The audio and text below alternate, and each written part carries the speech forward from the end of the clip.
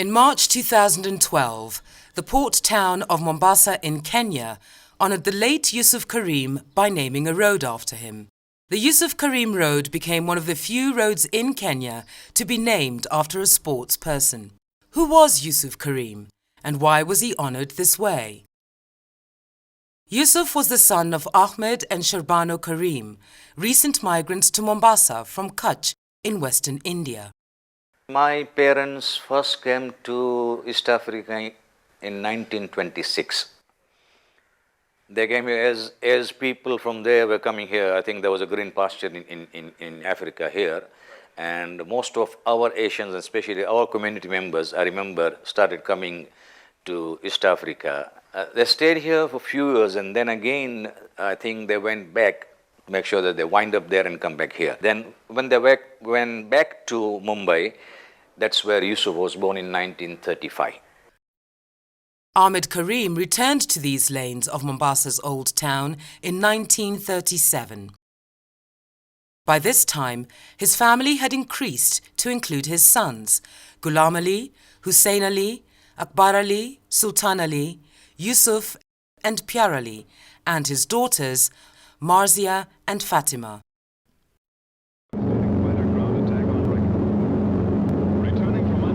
During the war time, 40s, 41, Second World War, he was with price control. And basically, at those times, those ration sheets were being issued. So he was in charge of that. After that, he got a job. In other words, my Fuima's family, they had a port canteen in port, and then an office in town here. So my father was looking after that town office here. Ahmed Karim was a member of the Ithnashari community, a Shia Muslim community from Kutch in the western coast of India. And his son Yusuf had learnt his tennis on the cement courts of the community's club in Mombasa, now called the Jaffrey's Sports Club. All courts in Kenya, everywhere, were this, Moram clay. The only place where they did not have clay courts was on the coast, where Yusuf Karim played. He played on cement courts. In 1951, when he was just 17, Yusuf Karim won the men's singles title of the Mombasa Residents Tournament. This win had been predicted by many, as Karim had already reached the semi-finals of the tournament in the previous year. For fellow schoolboys, Yusuf Karim was already a known name.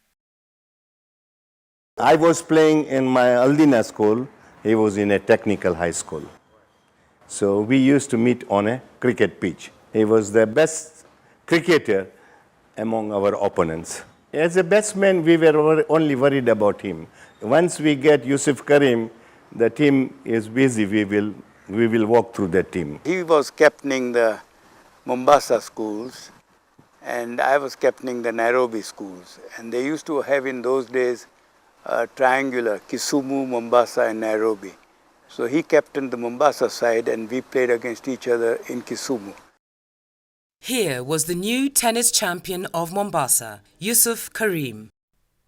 This is the first tennis racket that he purchased from Datu auction for 5 shillings, got it fixed, and as you can see in the year 1951, when he was 16, that was his first trophy that he won. The following year, Yusuf won a double crown and then a triple crown in the succeeding year.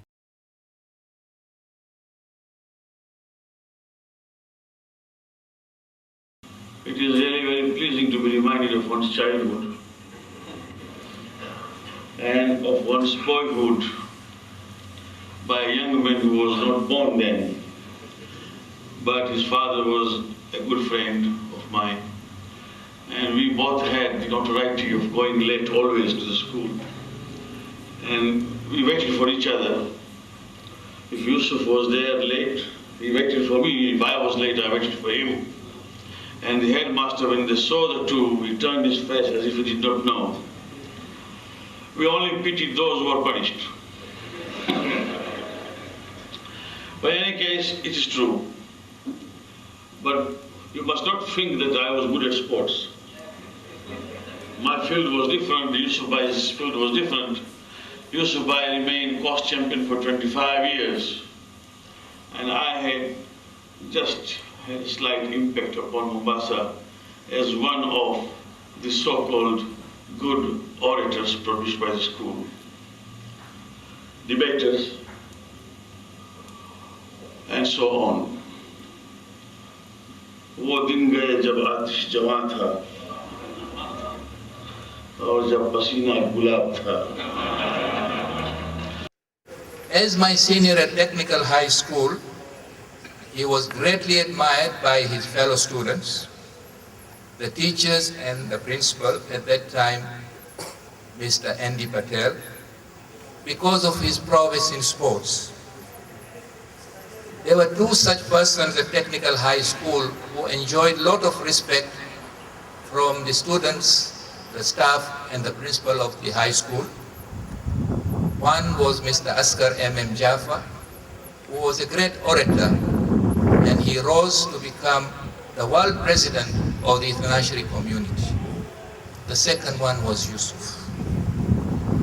I still remember that if for any good reason Yusuf or Askar came to the school a bit late, the principal would turn a blind eye.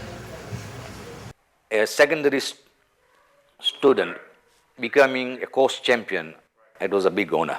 The history of tennis in those days is governed very much by the Europeans. The highest level here was probably county level in Britain. Rusty Mayers got through to the third round at Wimbledon. It was an elitist sport in some ways, and the indigenous Africans did not participate in tennis. Clubs were, of course, very much on racial lines. I remember him from about the mid-50s, and that also at what was then the Nashri Sports Club. He was one of the leading sportsmen there. One would see him playing cricket, tennis, volleyball, traditional style volleyball. These three mainly. First of all, he had an aura. I mean, say even if you're sitting any part of the ground, and and he used to bat number 4. That was his registered place number. So he used to up his sleeves and his bat, and he had a very unique walking style. And it's like somebody with authority walking out to bat. He walked chest out. He was blessed with a very good build. So he stood out, put it this way. You could not but notice him on the field. Very well dressed, immaculately. Flannels when the rest of the players always sported whites. He would have a sort of a creamish look about his trousers, I still remember. In those days, it was very popular to wear a cap as opposed to these white hats these days. So he looked a perfect dream player visually to a spectator. He had certain mannerisms that when he did play a shot, I would see him sort of do that sort of thing. And we remember that. And of course, he had a commanding build, so it sort of added up to that. He was interested in driving that ball. Okay? His shots, his runs were fours, driven, past the covers, past the long on, past the mid on. In my team, in our 11, me and Yusuf were the only two recognized batsmen. The others were there, but there would be just a support. If either of us gets out quicker, the team would not score. In fact, I played together with him. This was in the late 70s. He had still an aura about himself, and I saw. In fact, he got a chance to bat, and he hit some amazing shots, even without any practice. I'll tell you about his father, Yusuf's father. He would be present at the cricket ground an hour before the match. He was himself a cricketer, his father. Yes. And whenever Yusuf would not score runs, his father would have a word to say to him. As he was coming into the pavilion or something like that. He would get disappointed if Yusuf Karim would come back earlier than the century. After completing his education in 1952, Yusuf joined the family business, a sports shop in Old Town, Mombasa. That is where the first Karims family business started, Akbar Bhai. He was the man and started the business, and then when Yusuf finished his school, he joined. In spite of the many hours spent at work, Yusuf's reign as Mombasa's tennis champion continued unabated. And then he was champion right through. His singles, he partnered M.A. Vienna in the doubles, and they won a lot of trophies together. And then he partnered Mrs. Norona in the mixed doubles, and she won there as well. He had a controlled service, but he rarely double faulted for one. And I mean, when playing a shot, he would be very, very canny about the corners, playing the ball deep, and then being at halfway stage to be able to sort of put it away again. While succeeding at tennis, Yusuf Karim delivered outstanding performances on the cricket field as well. He was a class above all other batsmen. There were other good batsmen. I'm not, taking away anything from the other batsmen. But he was a complete batsman. He had the patience, he had the power to accelerate the innings, he had the power to hit sixes. In my opinion, he was a very good batsman. And if he had played more cricket, concentrated more on cricket, I think he would have gone very far in cricket in the same fashion the way his son Asif Karim went very far playing for Kenya. The most that has been talked about is against the MCC when Mike Watkins came in, 1957-58 around that time, and he played glorious cricket against them and was immediately offered county cricket. Well, county cricket in those days was a major issue, means you're first being respected by an outside community, playing in England, playing at the highest level. He was offered a contract to play county cricket after the MCC visit to Mombasa. Yeah, and at that time, the grandfather had refused to allow him to leave, Mombasa. And it was, I think, beyond comprehension at that time to really think of going to England when going from Mombasa to Nairobi was a major exercise. Yusuf Bhai was born in a wrong country. Had he been born in a test-playing country, he would have played test. And to add to that, I would say that as far as Mombasa is concerned, there hasn't been a greater batsman than Yusuf Bhai, and I don't think there ever will be.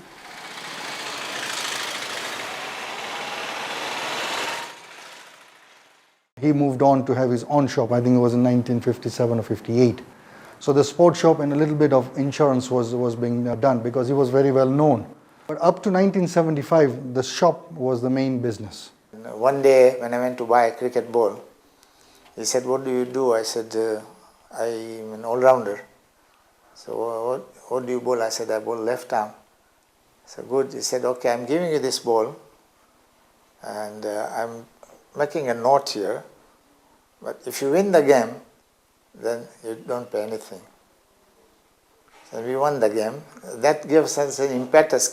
Today we don't have to pay for the ball if you win, Right. In those days, 4 shillings something, 4.50 something was a lot of money. On the 10th of June 1960, Yusuf married Nargis from the respected Kimji family of Dar es Salaam in Tanzania. Those days, not like today's generation that we have that love marriages and love by first sight and these sort of things.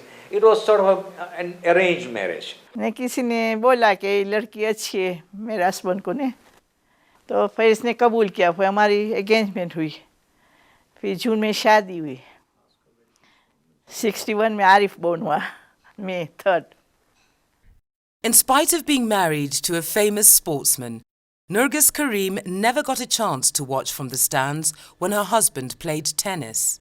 ना not allowed. हमारा लगाओ ना ladies ना जाए जुआ खबर है.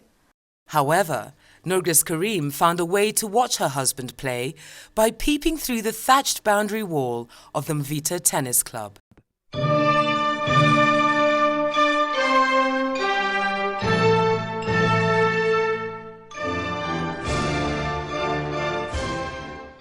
Three days after Kenya's independence, Yusuf and Nergis were blessed with a second son, who they named Asif.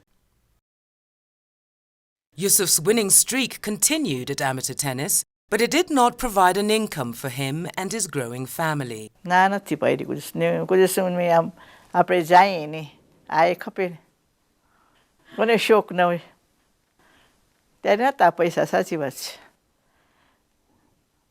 અને પોતે હું જાતી હતી દાર ઇસ્લામ બસમાં ટ્રાવેલ કરતી હતી જાઉં ને મારી મા પાસે તો બસમાં જતી હતી પહેલાં પછી થાય મને કે હું ક્યારે પ્લેનમાં બેસીશ થાય ને આપણને શોખ હોય. Like in everywhere else, there are ups and downs, financially, business, but no, she gave him all the support. And of course, without that support, he would not have been able to do what he did. Yusuf and Nergis rented an apartment in this building near the Mvita Club. By this time, Yusuf Karim had earned the title of King of the Cement Courts in Kenya. જ્યારે match હોય ત્યારે કાંઈ ખાય નહીં orange juice ખપે ને મોટો મગ અંદર સોલ્ટ નાખીને પછી જાય પીને જાય રૂમ એટલે શું ક્રેમ નહોતા એનામાં એટલે પછી બનાવી દઉં એને ઓરેન્જ ને બધું આમ ધ્યાન બહુ રાખતા હતા રમવા ટાણે ફાઇનલ હોય ત્યારે બહુ એવું કેરફુલ હતા.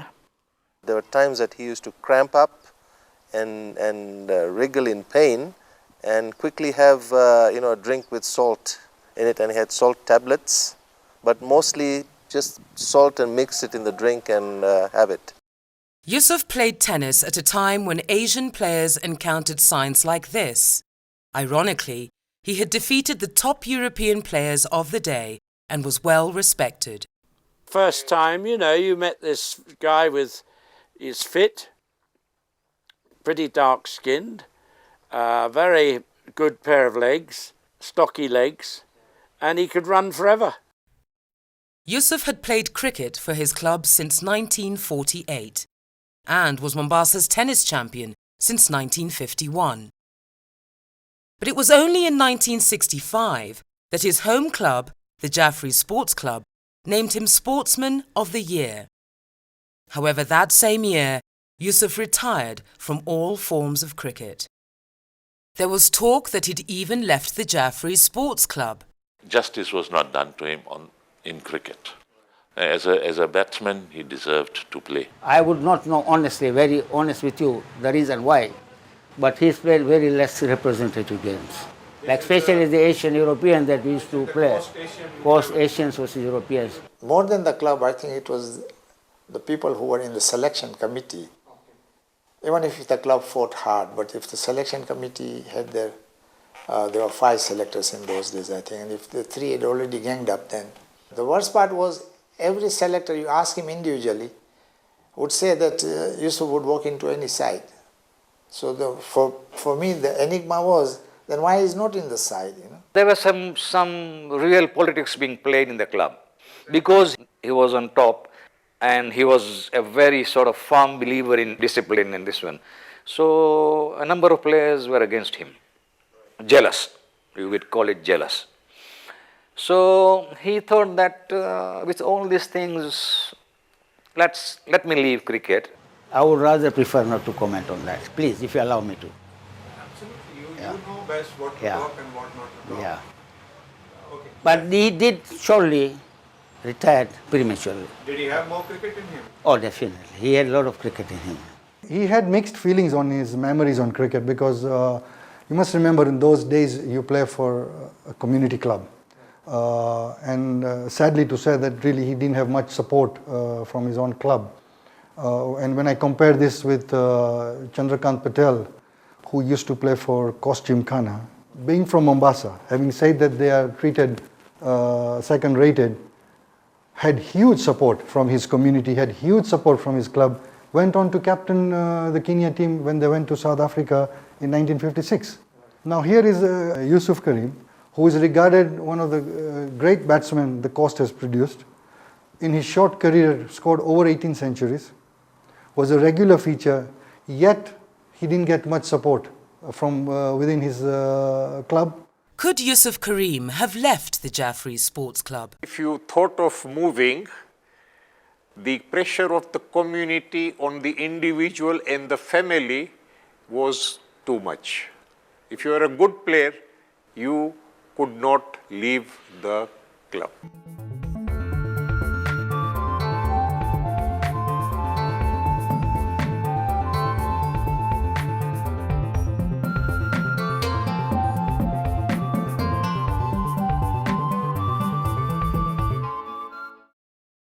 In 1969, Yusuf Karim's accomplishments on the tennis courts won him the coveted Dunlop Vase for Player of the Year from the Kenya Lawn Tennis Association.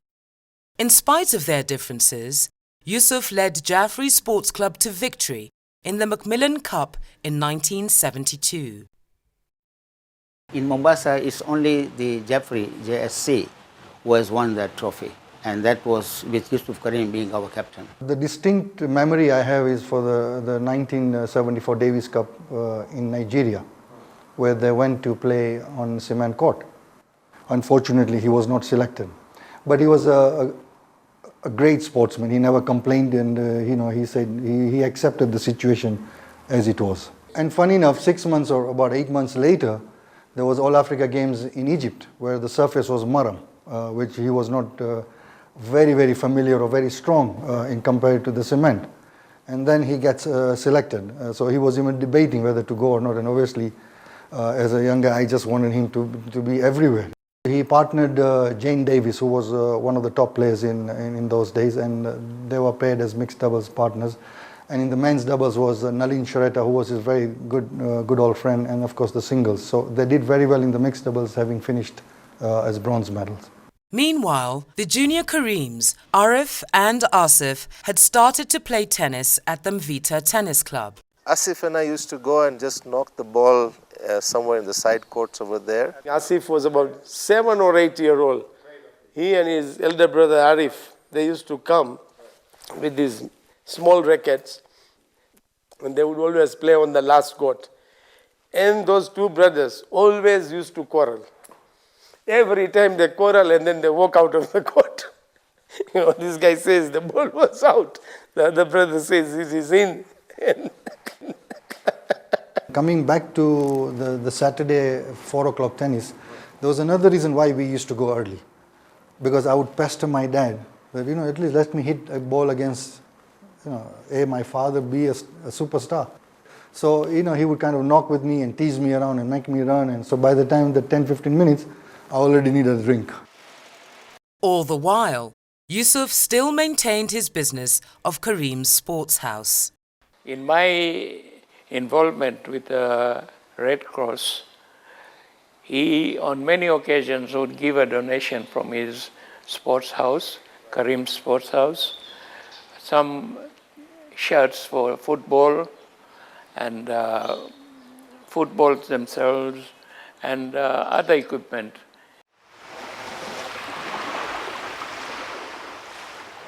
In 1974, Yusuf and Nargis Karim's financial affairs transformed thanks to the oil refinery in Mombasa.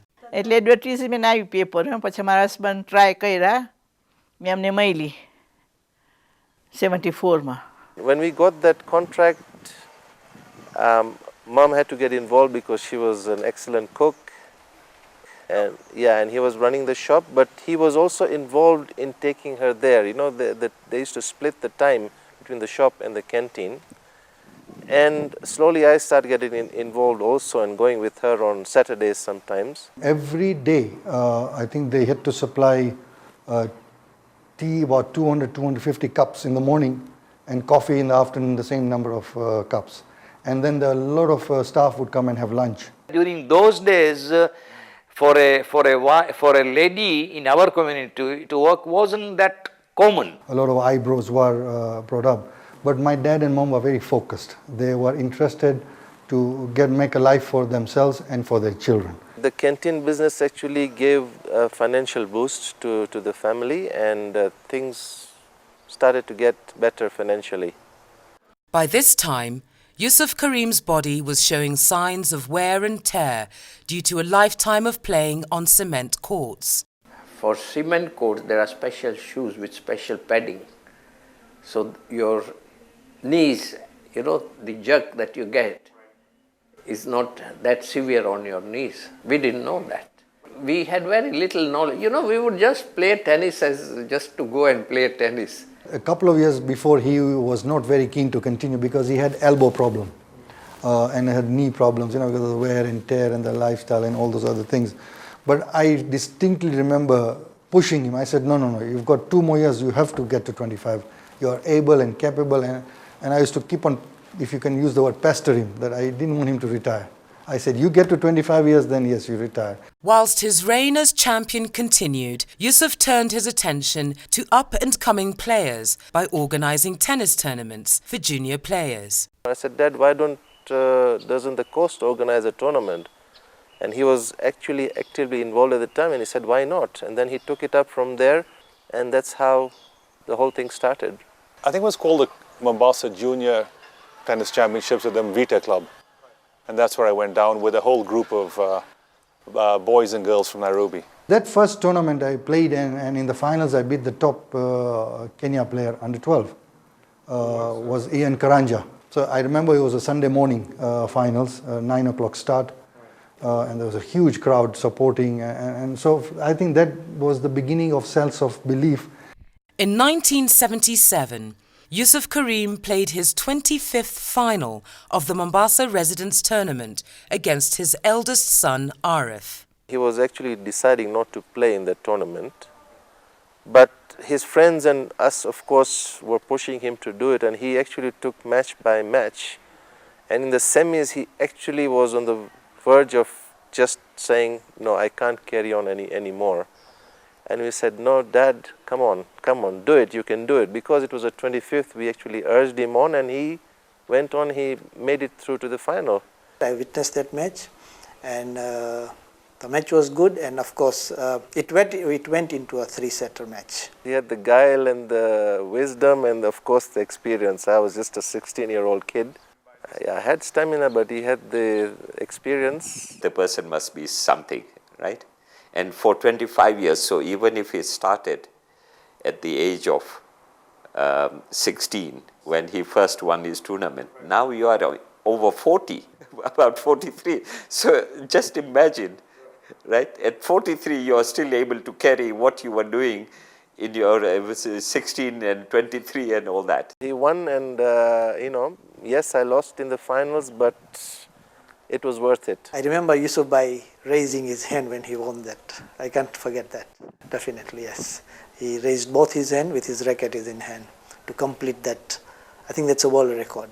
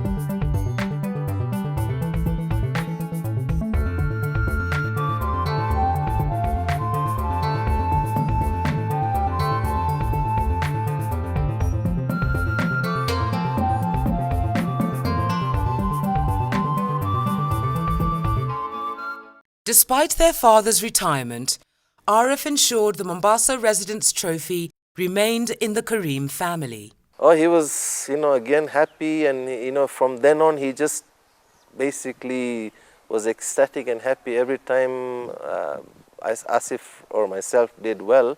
His second son, Asif, was also getting serious about sports as he entered secondary school. I remember my first tournament was in 1977, August. It was a Nairobi club. I had never even seen a Maram court. I was just under 14 in the Kenya Open semi-finals. And Kush and myself met for the first time. And I still remember that match. It was in the morning hours. And again, we had a huge pack because he was the new kid on the block in the junior tennis. And fortunately for me, I won that match.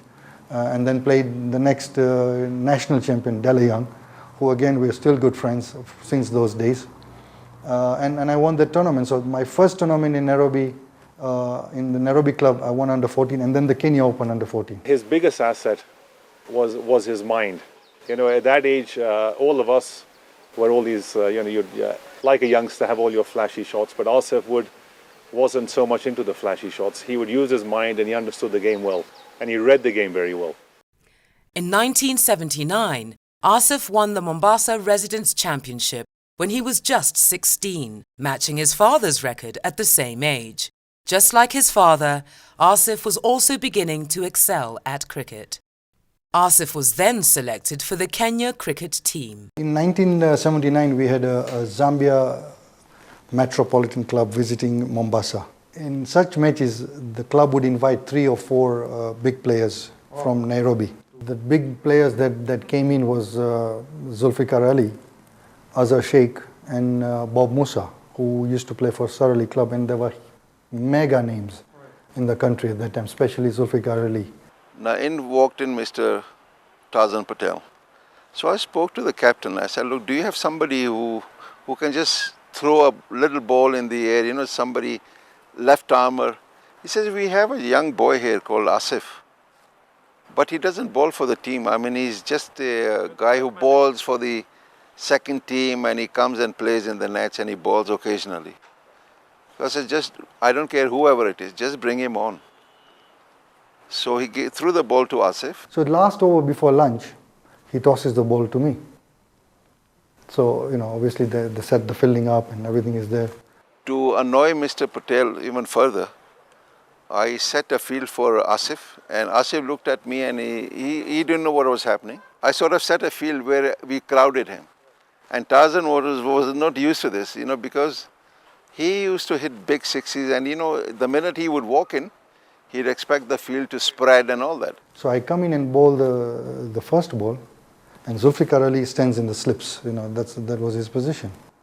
So he watches me bowl the second ball, and the guy starts making animations, you know, like, you know, what am I watching here? And I bowled the third one, and I bowled to Raghuveer Patel, who used to play for Kenya before and then moved to Zambia. And Zulfikar Ali caught him in the slips. As destiny would have it, he touched this ball, probably spun a bit more, and I took the catch at short point. So obviously we all going to lunch. And then Zulfikar, you know, he says, who is this boy? And you know, all of a sudden all the eyes were on me. You know, I didn't know whether to blush or to feel good or to feel what. And he says, no, I want you to play for Sarali Club. Now when Zulfikar Ali talks to you, it's a novelty on its own. Then he tells you to play for his club, was a major issue. So I said, no, I can't. I mean, I've got to talk to my parents or to the club. And, you know, that was the structure then. So anyway, now all of a sudden, now the all eyes are on me. So we go back on the field, and now I bowl consistently. I remember Asif picking up 5 wickets, and I could actually see Zulfikar Ali stay close to him, talk to him after every over. Second innings, they go to bed, and I think I came on the 4th or 5th over bowling, and I picked 6 wickets. I picked 10 wickets in that match, and we won the match. And all of a sudden now, so Zulfikar Ali says, no, this boy has got to play for me, and I mean, I see a big star here in the making for this country. So obviously I'm on cloud 9, you know, I mean, here is, you know, the guy that you're admiring is just talking about you. I mean, I was so impressed with this boy. I mean, his flight, you know, at such a young age, he was a very slim boy, tall, and very fit, I think. I think he used to play tennis as well. But I had never seen him before. I had never met him before. But the way he bowled... During that period, Charanjit and Harry actually saw Asif Karim for the first time. And not as a batsman, but as a bowler. So he came in, and this is the first time, and they said, the first comment was, what a loop. You know, these are people who can spot talent. And the mere fact, they said, how many bowlers have this loop? So Harry said, you watch, this boy is going to play for the country. And Mombasa Sports Club, who are playing in the National League, approached my dad, who was late Fakhru Babla, who really was an inspiration to me later on. Came to my dad with Mushtaq Ramji, and they said, look, we would like your son to play for Mombasa Sports Club in the National League. Now I was doing my O-levels, which was a very important year for me. So we had a discussion, and of course my parents, as usual, was very, very supportive. And he says, this is an opportunity for you, go ahead. In some ways, I agree with what he did, moving to sports club. Because Mombasa Sports Club was Mombasa's representative team on the National League. And that gave him exposure. And obviously the exposure paid off. He would not have had that exposure had he continued to play for Jaffrey's. It meant traveling almost every week to Nairobi to play because it was a home and away basis. So I had a very good season for the club. Asif was then selected for the Kenya cricket team. And again, I was put in the national squad immediately, in the squad of 30 in those days. And there was a trip to Zimbabwe. The team was selected, I was on the reserve. I was not, of course, I was disappointed, but you know, I should not have expected too much out of that. A week before the tour, one of the left-arm spinners gets injured. Asif was selected, and I took the opportunity of phoning his father and telling him that Asif has been selected. My dad receives a call in Mombasa to say, look, your son needs to go to Zimbabwe. And I said, wow. The first day we practice and the team is announced and I'm put in the team. So very exciting feeling that now he's making a debut for the country. So the captain, Ramesh Patel, gives me the ball. And who's batting that time? I didn't even know who was batting. And Duncan Fletcher was batting. So I come in to bowl him the first ball and he takes a swing, gets a top edge, and I get a wicket. And everybody's screaming, wow, wow, win a wicket on debut. Again, didn't mean anything to me in those days. But it was a major issue that you get a wicket of the first delivery. It was on this tour of Zimbabwe that players of African origin were first included in the national team, changing the face of cricket in Kenya forever. In 1980, Asif was named as the upcoming cricketer of the year by the Kenya Cricket Association.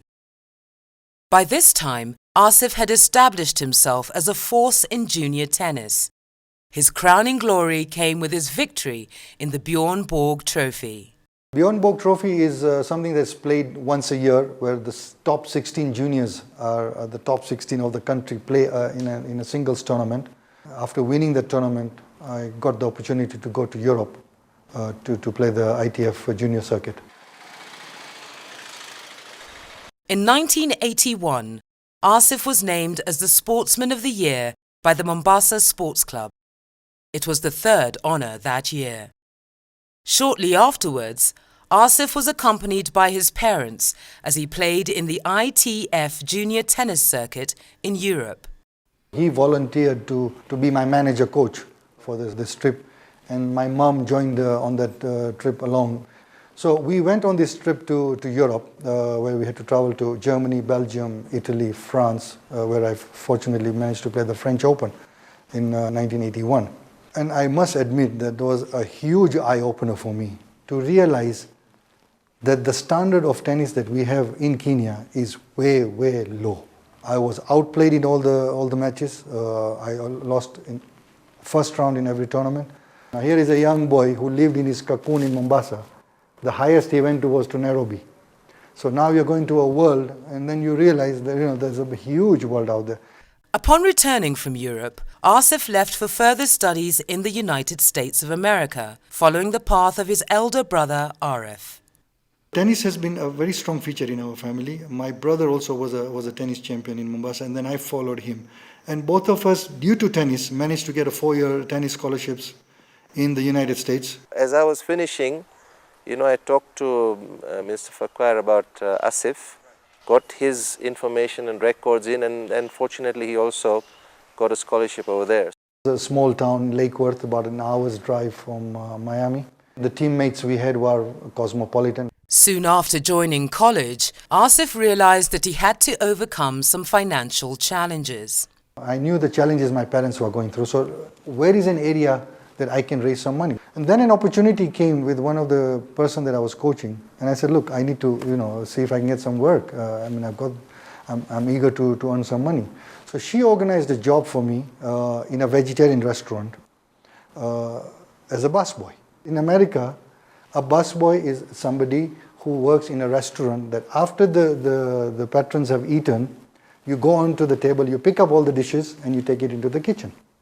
And that is followed at the end by cleaning up the entire restaurant. And as the restaurant would close, I would go to the toilets, clean the toilets up, go to the kitchen when everybody is gone, remove all the mats, clean the whole kitchen up, put it back in neat. And I used to take a lot of pride in what I was doing. It taught me a lot of things. But the icing to that whole job was that I used to get a free meal. And we would hear news, of our team, how well we are doing, and we would hear how well West Palm Beach is doing amongst the colleges of Florida. West Palm Beach was always in top 5. So he was playing for a very good college.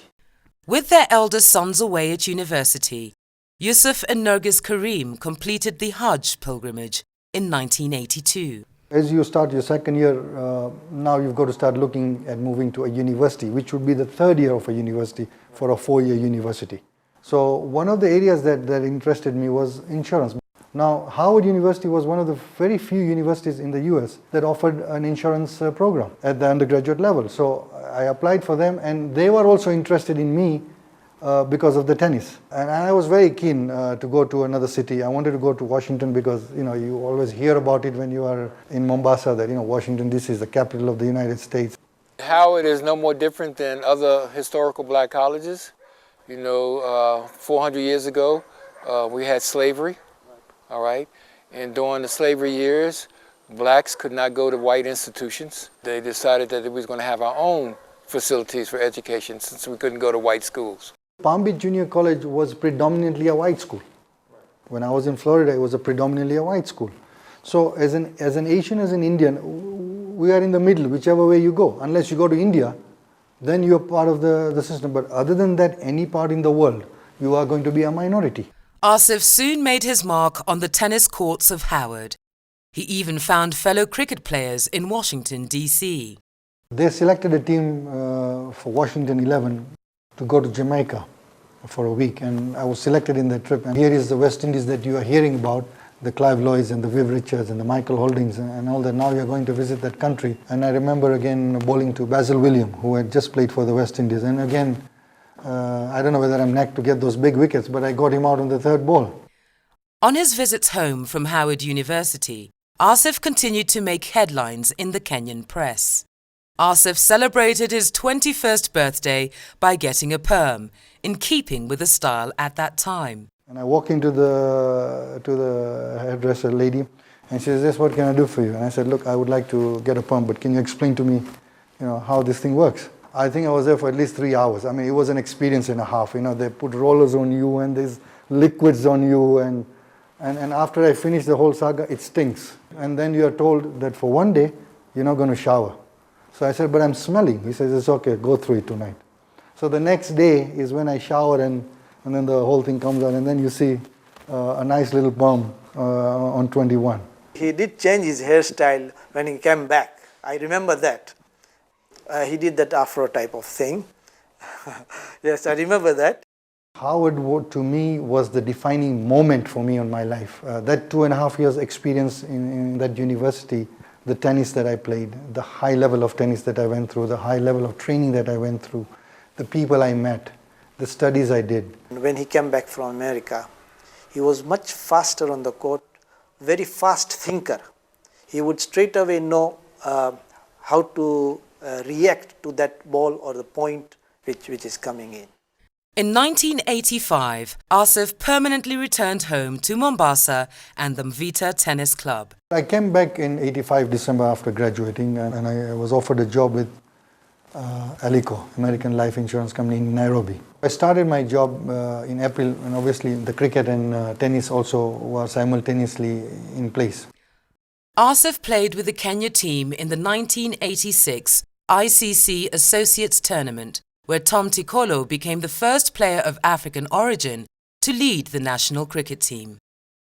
Kenya finished a poor 10th out of 14 participating teams. It was around the same time that his brother Arif got married and migrated to England. After marriage, as I said, I was there until August of '86 in Mombasa. And no, then we migrated to the UK because I had a British overseas passport and had to move. Would the brothers have played together nationally? Well, obviously, I mean, to have my brother be part of the Davis Cup team or to the national cricket team would have been a great thing. Later that year, Arif and Asif played for opposing sides at a community festival in Nairobi. Arif for Stanmore in England and Asif for Nairobi in Kenya. Well, I actually thought that Nairobi will win because I think both the players are in Kenya's squad today. As predicted by Yusuf Karim, Asif's team won the tennis and cricket tournament. Asif continued his good form in tennis, inviting comparisons with his illustrious father. The only thing that used to distract Asif, or in my opinion, was the fact that he was very emotionally charged person, much more than his father. 1987 was the All Africa Games. I mean, it was a prestigious thing that Kenya was hosting it, and tennis was one of the disciplines that was going to be taking part. Paul Wekesa at that time was the number one, and so he didn't have to play in the trials. And then we had Polo, myself, Asif, and Norbert Oduor, and a few others who were also there. So and myself went through, and I believe it came down to Asif playing against Norbert Oduor for the fourth position, and between the two of us, and I won the match. Obviously, the selectors were a little jittery and you could sense something was not right. And they said, no, we would like you to play again because we want to check the fitness and it's a very important tournament. So fine. So we play again that afternoon. And again I beat him. Only an hour or 2 hours later, when the selection is mentioned in front of everybody, Norbert Oduor is selected in front of me. And it was one of the most disappointing thing to go through, but there was nothing you could do. I was never involved in that. I always just used to come like a week before the actual match commenced, so I didn't have anything to do with trials. And again, it was a scenario of a Mombasa boy coming to Nairobi and being discriminated. A disappointed Asif retreated to his parents' home and the Mvita Tennis Club. I was about 10 years old and I was very keen on tennis, and my father was keen on me playing tennis. And what my father did was he actually spoke with Asif and asked him, can you please take a little bit of time out of your busy schedule? And I tugged him on the shirt and I was like, Asif, please, could you please hit with me? And I just remember the fluidity. I just remember him being in such incredible control and had a grace and an elegance. 3-4 months later, Kenya is drawn to play Davis Cup against Ghana. And Ghana is on the coast, so the entire squad travels to Mombasa for training. I had a very honest and a very frank discussion with the coach. And I said, look, we know there's a position for one that really is being tussled here for. Are we going to go through the same saga, what we went through in North Africa? So we play a best of 5 matches between Norbert and myself, and I won the match. So obviously I felt good. The next morning I come to the hotel where we were training, and as I walk into that room, I immediately sensed a feeling of something is not right. And I got that fear that there's a shocker coming. There was a bit of political evil at that time. We were all trying to make tennis a much more widespread game. I mean, I myself was the chairman here. We were having grassroots programs and things. And Norbert Oduor was probably the first black Kenyan player, I'm saying. And at that time, he was not at Asif's standard. I mean, we saw it, Asif beat him all the time. But at the same time, he was chosen. I think it was a political move. I wouldn't put it down to the Africanization, but I just felt we had a few people who were running the committee at that time like it was their own personal kingdom. And that really was very, very disheartening and like anybody else, I mean, you worked hard, you want to play for the country, it's a pride to play for your nation, you are not asking for a favor. You've gone through the whole rigmarole that everybody else has gone through, and then you get dropped. In an effort to overcome his dejection, Asif now focused his attention on cricket. I remember 87, if I'm not wrong, when we went to Mombasa. and we were playing against the Indian Stars. They had Roger Beanie, Vensaka, Kapil Dev was there. That is the match when Asif was bowling to Vensaka and I was in slips, and he bowled a beauty of a delivery, and I just, took the catch. And those days, no spinner will bowl to Vensaka. He was very risky, but, and I think the whole series, Asif really bowled very well.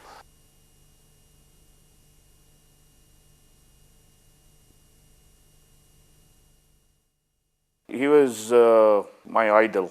Okay, he was a guy who would put in more than 100% into a match. That's why he would perform, and that's where I picked up a lot from him. I actually used to call him King. I didn't see any interaction with females with Asif. I don't know anything about his love life before he married. I had a theory that I had traveled enough. I had done my studies. I felt within myself that if something came up, it's fine. You know how the Indian culture is, the families, friends or friends of families, they try and see that who the prospective candidate or person is. In their own ways, they made Nazneen known to the mother-in-law, Asif's mother. They met, they chatted, and she thought, okay, maybe it is worth Asif meeting my sister. We met at Fazl's house, our very good friend, Zuli Fazl and Fatma Fazl. So it was like an informal meeting, and I think we just clicked it from that. I think it was love at first sight. I mean, we met and we spoke, and we spoke like we knew each other for years. My family had a fit of their life. They said, you are not going back to Africa. It's not safe.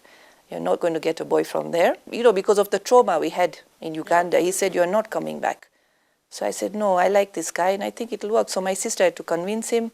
My mother was like, completely gone case. Obviously, there was a lot of apprehension from her family side because, they've experienced the Uganda saga. They're now living in England, well settled. Now you're talking about getting married to back in Kenya and in a small town in Mombasa was a major issue. On the 28th of November 1987, Asif and Nazneen were married in Stanmore, England. Nazneen had qualified and was already working as a dispensing optician in London. Within a few weeks, Asif resumed his sporting activity. Since then, Nazneen dedicates her time to writing and social work. 2 months later, we are now drawn against Egypt to be played in Egypt on Marham. So I'm invited again. Then I said, no, I don't think I want to. But I give marks to my parents and Nazneen, who pushed me. Kush and myself were selected. Paul was part of the team, but unfortunately, Wakesa had to be dropped on the 11th hour because he had played a South African, and at that time we were not allowed to play South African. So he was there with us as a team, as a support. It was great playing with Asif. We had a lot of fun where we were playing in the middle of a match and both at net, and this ball hit the cord. And it actually hit him between his legs very, very hard. And he was writhing in pain. And I was actually laughing because I just found this hilarious. I couldn't believe it. You can imagine this scenario, a serious Davis Cup match and someone getting hit between the legs. In 1989, Asif and Nazneen were blessed with a daughter, who they called Fatima. She was born on the 24th of November, the same day as her mother. In Mombasa, Asif achieved a hole-in-one in golf, a sport he had recently started playing. That is a record here, that he did not get a handicap, but still he got first hole-in-one. I played golf with Zahir Abbas, and I mentioned to him, because Zahir has visited Kenya with the Pakistan A team as a manager. Zahir is a good tennis player as well, so probably he didn't know much about Asif. So he asked him for a game of tennis. And Asif, I know his humility, he gave him a point in every set, right? So I'm sure Zahir still thinks he's very good. So when I told about Asif Karim, oh, that Khabba. I said, of course that Khabba. He said, that 2-in-1. He said, no, it's 3-in-1. He said, why? He said, it is not only cricket and tennis. He got a hole-in-one in golf also. And Zahir was that, oh. In 1990, Asif played with the Kenya cricket team in his second ICC Associates tournament in Holland. We had never finished fourth. And we got up to the semi-finals. And in that game, Had rain not saved Holland, and that is a fact, Kenya was going to be in its first ever finals. What for us was the achievement that we now had reached the world stage. Upon his return to business in Mombasa, Asif felt the corporate world of Nairobi beckoning. When the chairman of the club, Naushad Mirali, who was a business magnate and the chairman of the Samir group of companies, and myself decided to start this company because there was something that was lacking in his group. You know, he had a number of companies, but it was insurance that was not there, and it was perfect for me. By this time, Asif's younger brother, Altaf, had left for the United States of America for further studies.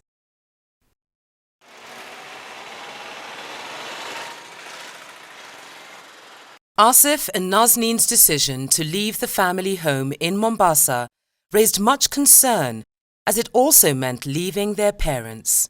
यसैले chance मलि गयो नि नैरोबीमा तो करिम के भले तमे जा वान्डो नि. My father-in-law was very supportive of this. He said, look, you have an opportunity, go for it. Asif's relocation was the subject of a television documentary made by the Kenya Broadcasting Corporation. He's quite the most outstanding player that we've had on the coast. I think his record with Kenya goes without saying. He's batted and bowled against the best players at international level and proved his worth.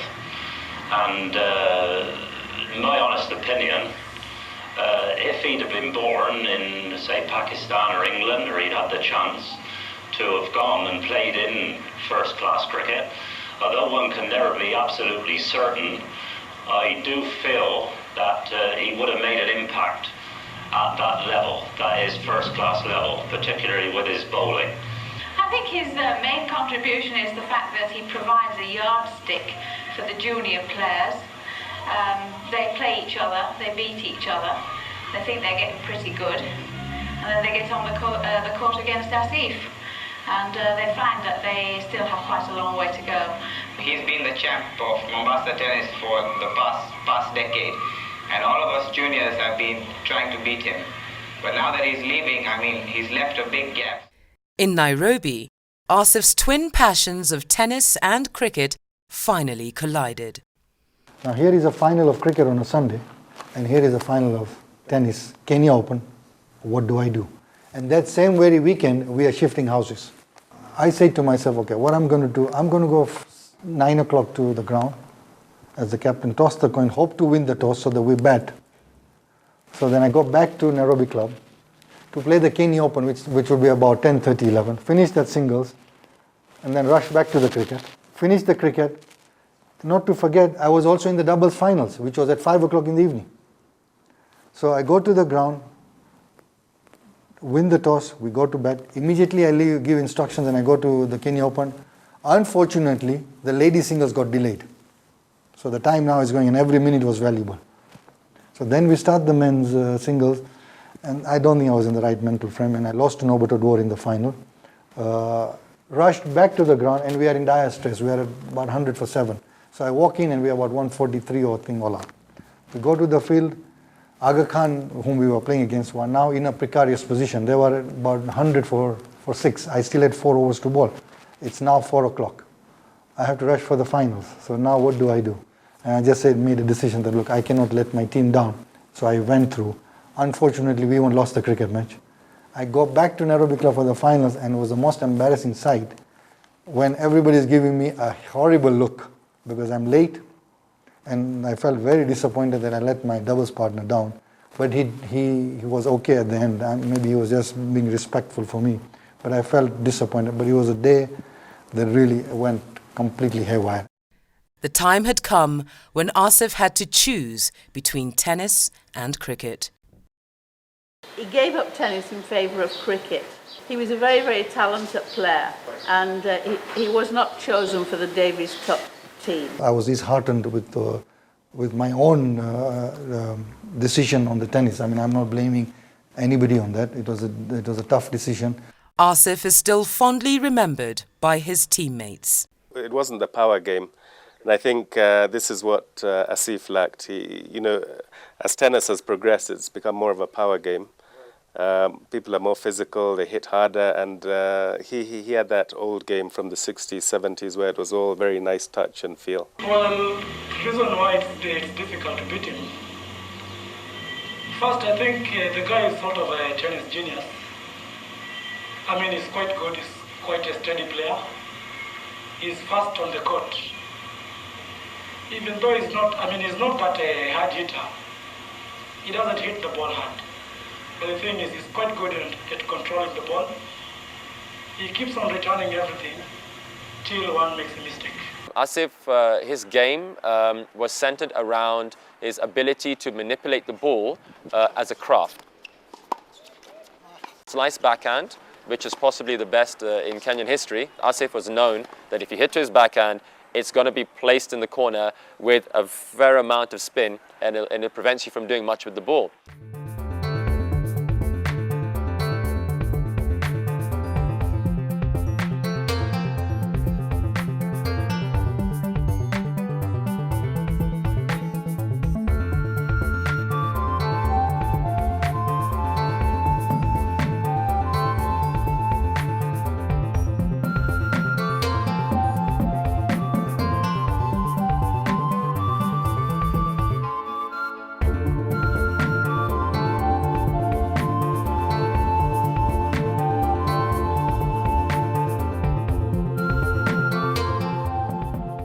Equally dramatic events were happening in Asif's business life.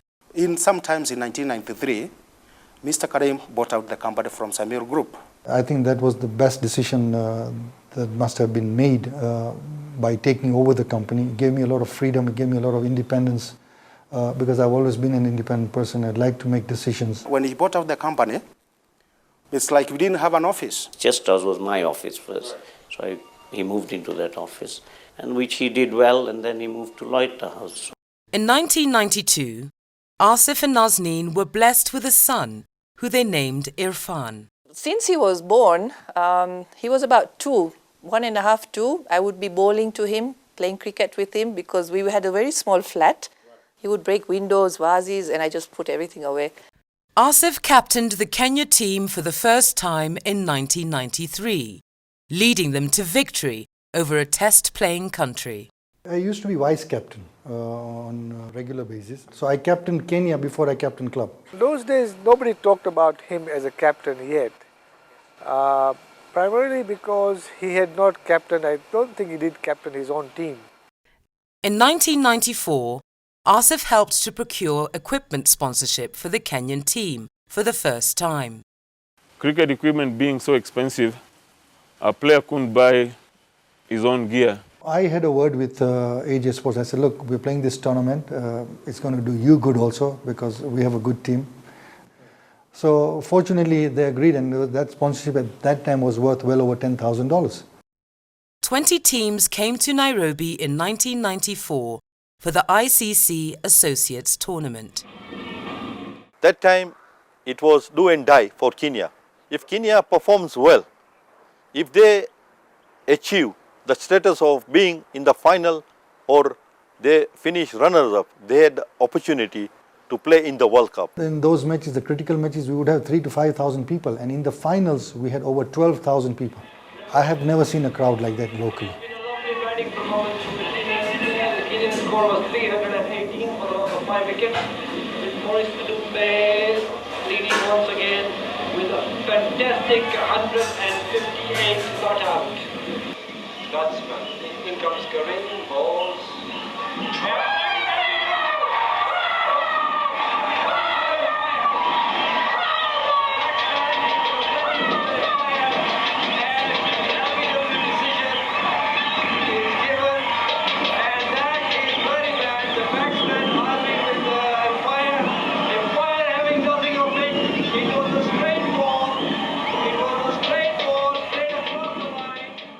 He bowled beautifully well in the tournament. We went on up to the finals.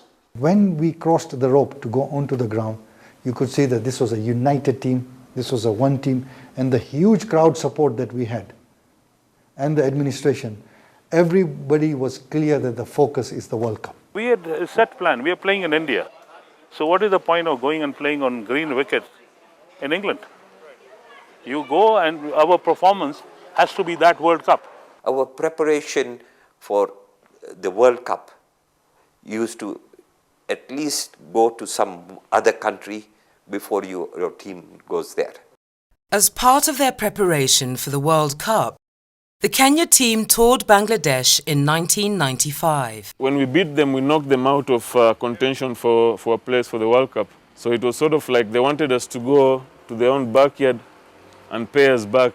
We were playing in stadiums consisting of over 30,000 people watching. I mean, there was a time I distinctly remember when I was batting with my colleague, I think it was Edward Tito. And you know, when you're talking to each other, it's very easy to hear each other. In Nairobi or the normal cricket match, and here I'm talking to him and he can't hear me and I can't hear him with all that noise of the 30,000. So we actually had to come next to each other in the middle of the wicket and you know, whatever we had to talk. I mean, it was amazing. And the firecrackers and the noise. The conditions were very harsh because it was very hot, very humid. Yeah, the wickets were turning. So for people like Asif, I think the conditions suited him very well because he bowled very well on that series. We had a foursome group, me, Asif, Edward Tito and Tariq Iqbal. There were four of us, used to be always hang around together. And we used to love eating. That's the main pastime we had. How did Asif manage to balance the demands of business, sports and his young family? I would say it has suffered, I cannot lie, definitely. But I think he made up for it towards, you know, when he comes in the evening, he makes sure at least he spends some time with them. Unfortunately, I could not join him in any of the trips because it was always during school time. One thing Dad's really good at is balancing everything somehow. I mean, it was obvious he wasn't there when he was on tour and, yeah, practicing. But I do remember that when I had a class assembly or parent-teachers interviews in school, he would normally be there. He did his time, and the family was with him. So very supportive, especially the wife, Nazdeen. Excellent supportive. He couldn't get a better person. It's difficult for the wife to, you know, give that kind of support because he used to be out 2-3 months out playing cricket. One would get fed up saying, "What's happening?" You know. And it goes on. But Nazdeen, wonderful person. Then in early 1996 came the Wills World Cup. Honestly speaking, going to the World Cup, for us, it was about going to take pictures, you know, standing next to Sachin, standing next to Lara.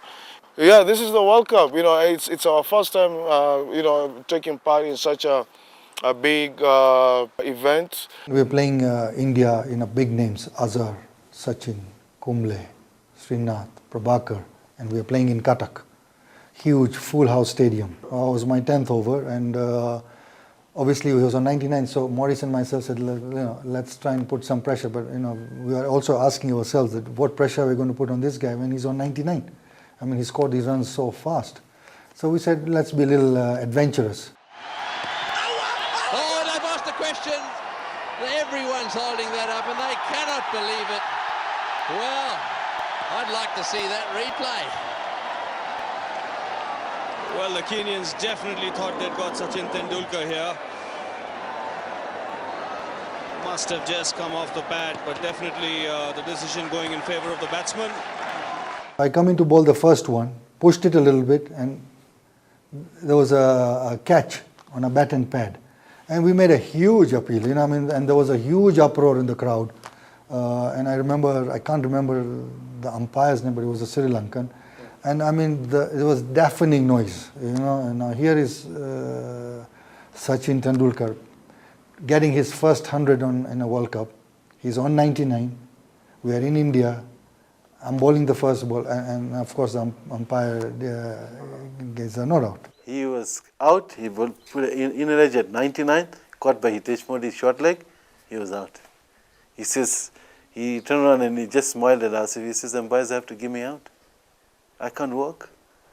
And Asif says, my God, I must have, you know, there's a surprise because every time when we sat down to eat, we always used to joke to each other and we used to bet, who's going to get Tendulkar's wicket? And Asif said, I'm going to get it. I said, no, I'm going to get it. So Tito said, no, I'm going to get his wicket. I said, no, don't worry. So I keep bowling there, and every ball, Sachin struggles to get a single.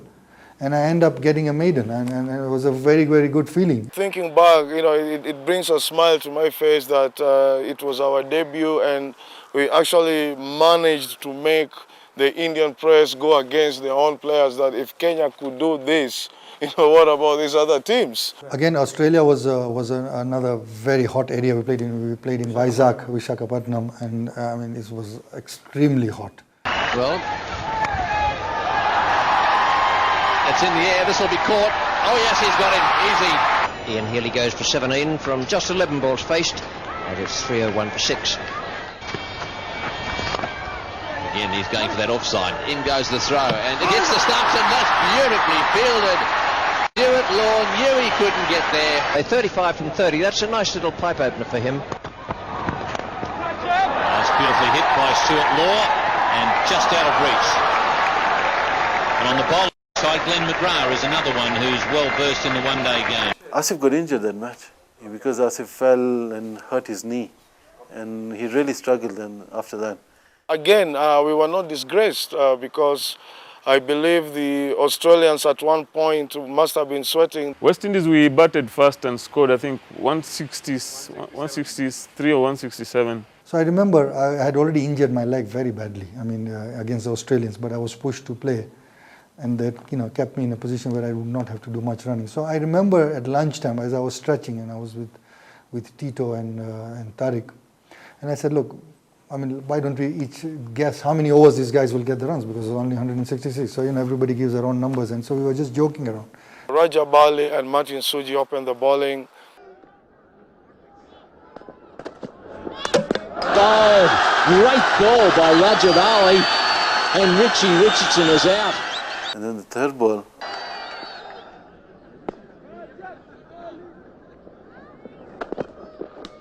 That's out!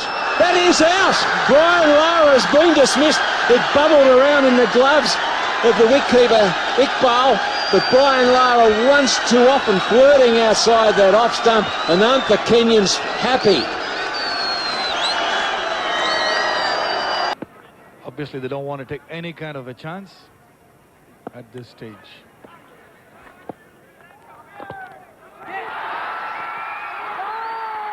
He's given it. Courtney Walsh isn't very happy, but he has given it. Kaiser Hyatt, the umpire. So West Indies lose 9th wicket. 89 for 8 89 for 9 West Indies.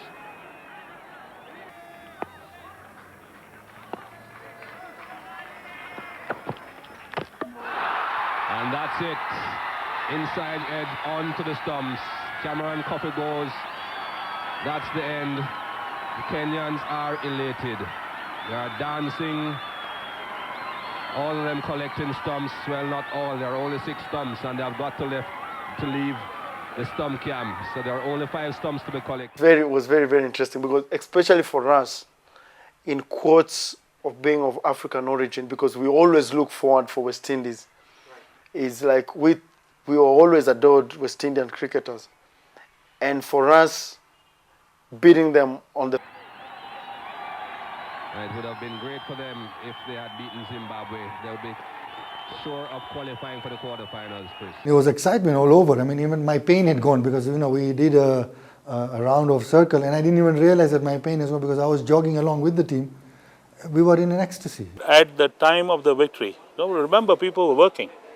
It was as if we were in the stadium. It was madness here. It was an unbelievable day. Well, it's like, you know, the national football team, the Harambee Stars, beating Brazil at a World Cup tournament. Nobody dreams about that. We won one of the biggest upsets regarded in international sports, not only cricket, when we beat the 2-time world champions West Indies in 1996. That particular win opened the doors for Kenyan cricket. Kenya was 2.5 hours behind. And all of a sudden, the entire community and well-wishers of the family were coming to his shop because he was still working and they was 2.5 hours behind. And people were just pouring in to congratulate him, and obviously, I'm sure it must have been a great feeling. Where you had bowlers like Shane Warne, Murli Dharan, Kumble, Waqar Yunus, Wasim Akram, Magra. Then you see Asif Karim being fourth in the averages. It was unbelievable. We had agreed with Nazim that after the World Cup, I was going to call it a day, because it's enough. 96, that, it's enough because it's been so many years of traveling and there were other commitments. When I come back to Kenya, and so I said, okay, well, I think now it's time to call it a day.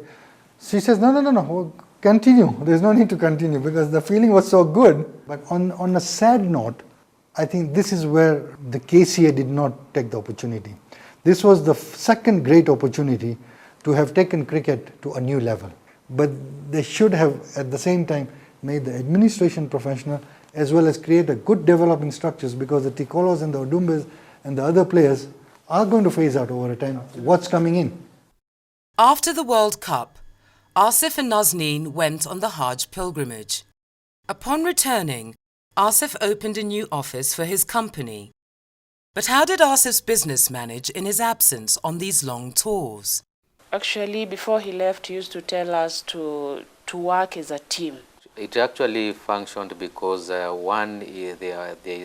is a dedicated team which was taking all the initiative of seeing the companies running well. Later that year, they were blessed with a second daughter, Zainab. Once again, the Kenya captaincy came up for Asif Karim. It wasn't easy.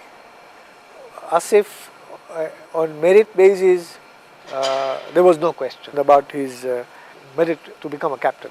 I took it as an honor. To lead a country is always, to play for a country is an honor, to lead is a bigger honor. You had Asians and Africans, you had educated and uneducated people. Then you had in the Asians, you had the Hindus and the Muslim. Then you have the Africans, you have the tribes and his own. So now to put all that together and to lead needed an extra head on that. This was followed by the Coca-Cola Trophy in India. Coca-Cola was another great. We went without a coach. We had no coach. For us was an opportunity to play big cricket.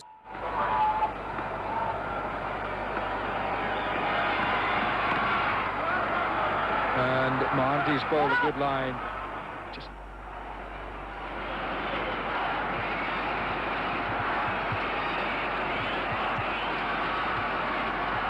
With the captain Asif Karim replacing Mohammad Sheikh.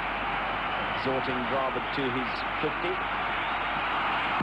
Oh, he's bowled him. First ball up for the captain of Kenya, Asif Karim, and he has bowled Rahul Dravid, and that really did come as a surprise, and Dravid is furious.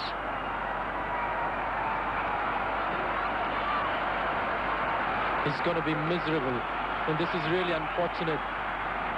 The ball just held, I don't know, pitch in the rough probably, as you can see, it's an overkick delivery, but just held there.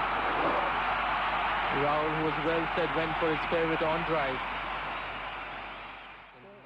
I remember when I went with Azhar to toss the coin on the middle, the temperature then was 54 degrees. We won the toss and batted first, and we really batted well. We scored over 250. When we went into the field, I knew I was going to open the bowling. He came to me and said, Joseph, let me first take the first two of us, then you come into build. So actually it took a lot of pressure. We're talking how well the Indians have improved, or the Kenyans have improved as this tournament has progressed, and they've done it without the assistance of a coach. They've had to do it on their own, which is very noteworthy. Now, he started the bowling. He opened from the pavilion end, to everyone's surprise. It was a ploy that worked. He bowled just 3 overs, came back for another spell. So this is his third spell from the station end, and he's done a very good job. And they've looked in command of the situation.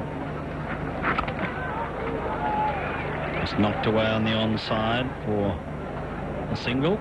Bowled tight lines and length against top Indian batsmen, Sachin Tendulkar, Mohammad Azharuddin. And we stifled their scoring. You know, Asif bowled beautifully in that game. You know, his field placing, you know, the way he was changing the bowling around. I think that is what made us win that game, to be honest with you. It was a famous victory. Kenya beating India for the first time in India. You know, you could imagine. The crowd went quiet, you know, playing in front of 30,000. It was a great second major win for Kenya in India. They make up our presentation party, but first of all I'd like to call up the losing captain, the captain of Kenya, Asif Karim.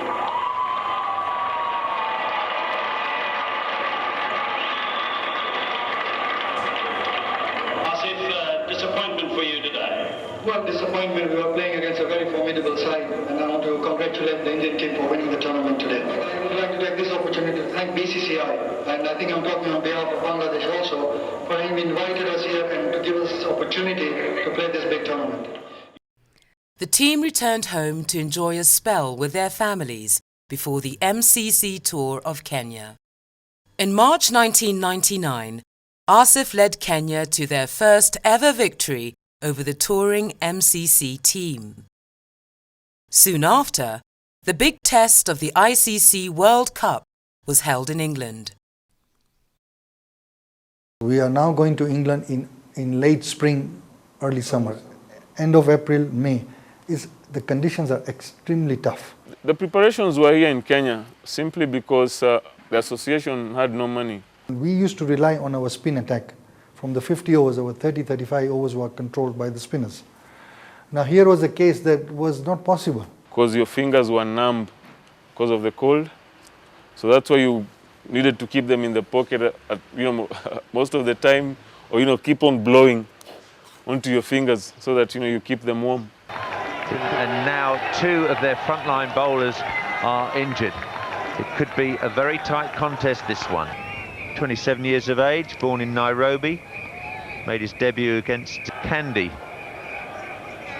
Sri Lanka went on to win the 6th World Cup. India, about 270.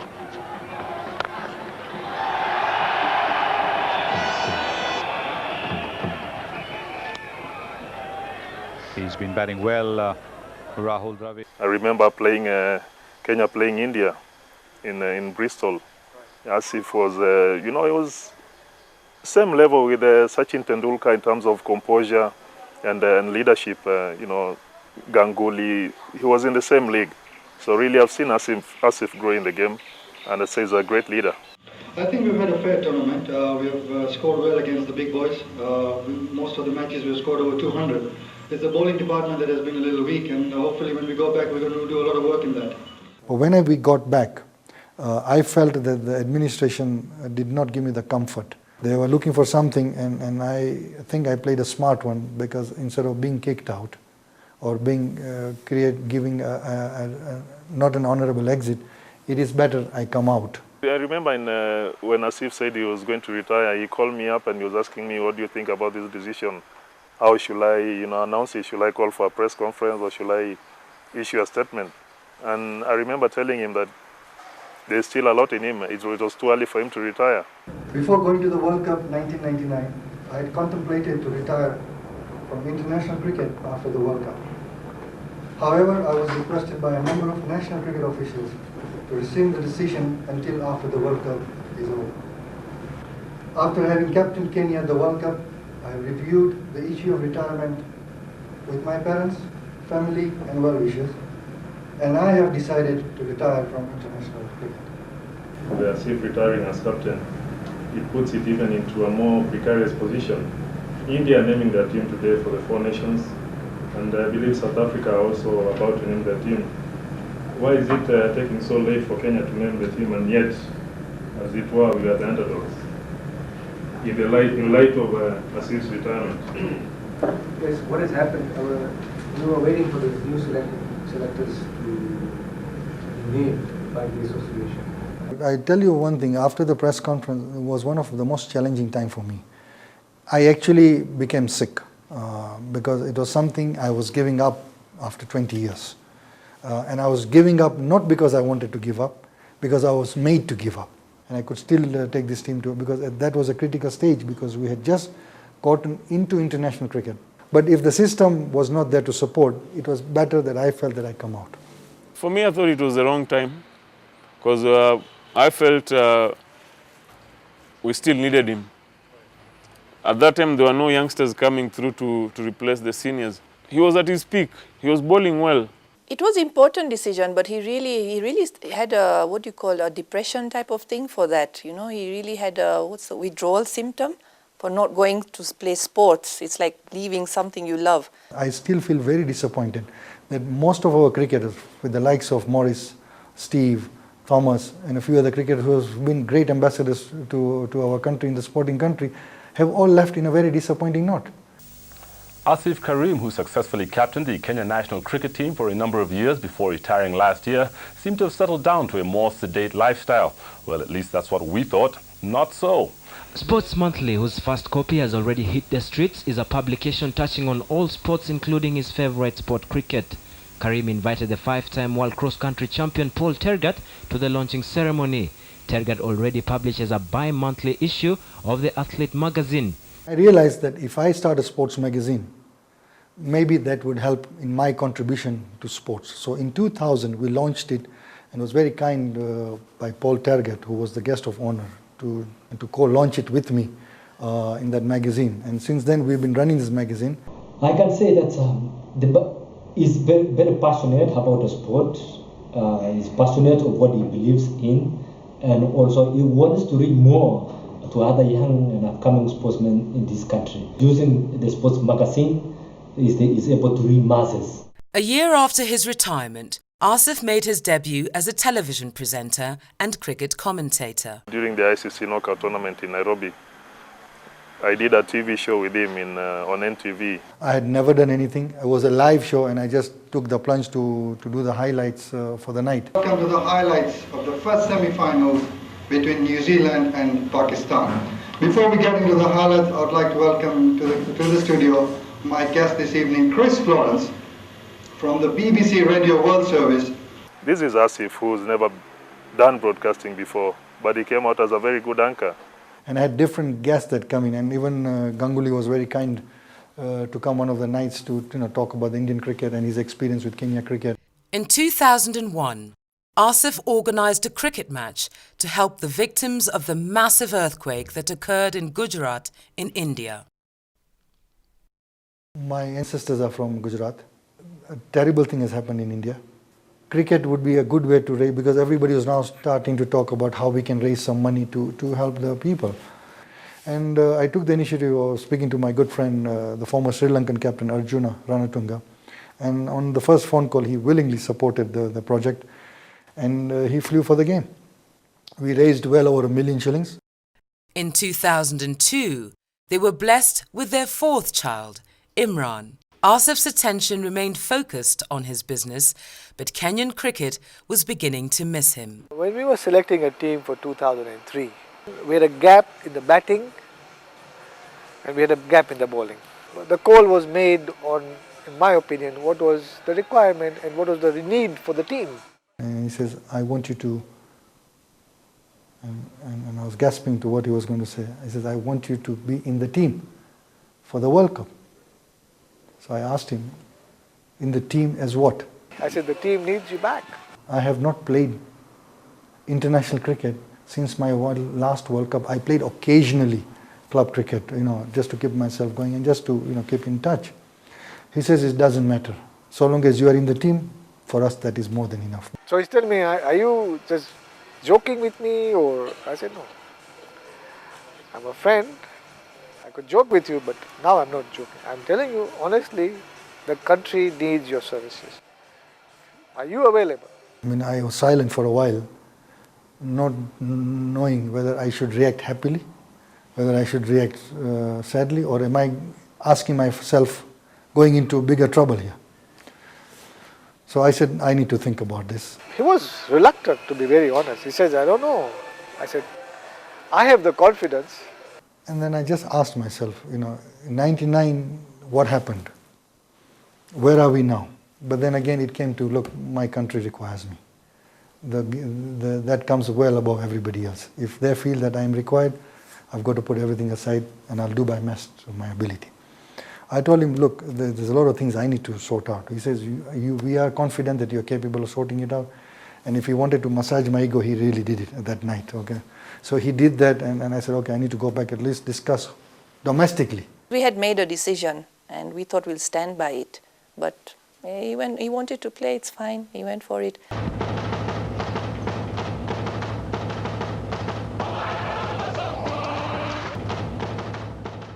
All the teams had gotten together in the vessel in 2003, overlooking the Table Mountain for a group photograph and all that. So I bumped into Dravid there, and he says, "Oh, hi, Asif." And I said, "Oh, hi, how everything okay?" He says, "Well, World Cup to World Cup."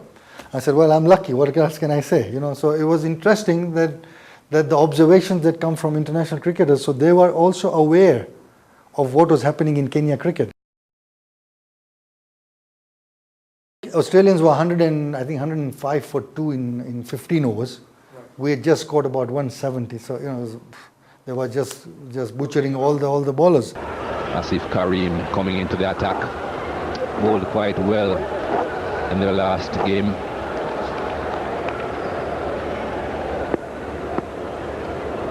Five wickets in an innings on one occasion. Whoa, that spun. That spun. That is a terrific delivery, because not only did it spin, but it spun quickly. Adjustment from Ricky Ponting, and he's very lucky. Sharp chance by the looks of things.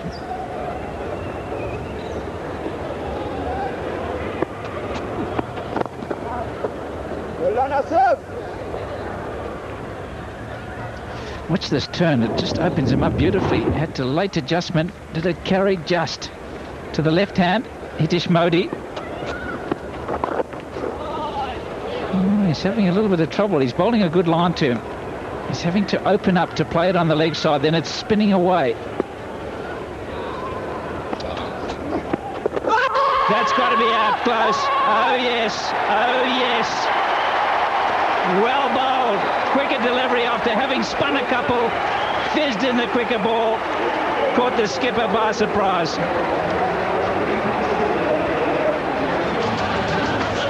Asif Karim, retired after the last World Cup, brought back into the team, and have a look at this. Excellent delivery. Pitched in line and carried on with the arm, beating Ricky Ponting, and he was sure, Karim, that was out.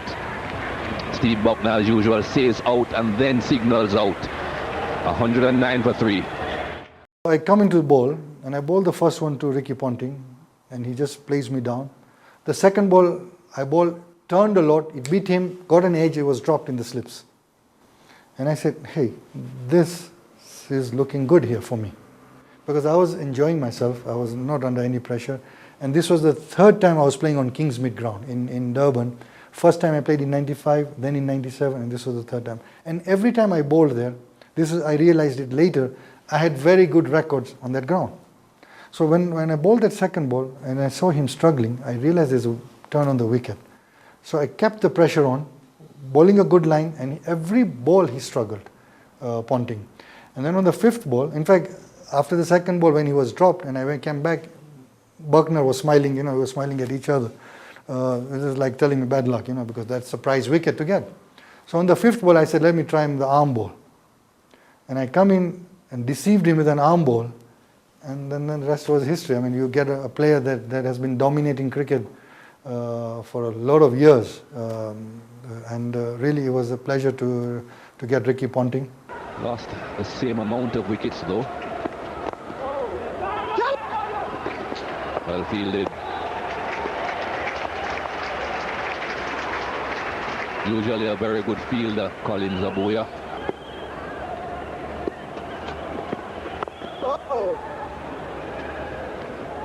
Well, he showed Ricky Ponting that he can spin it.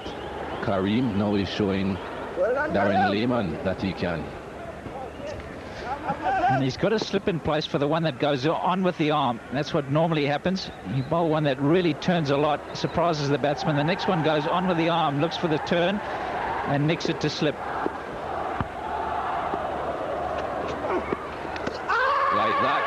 Like that, it's gone.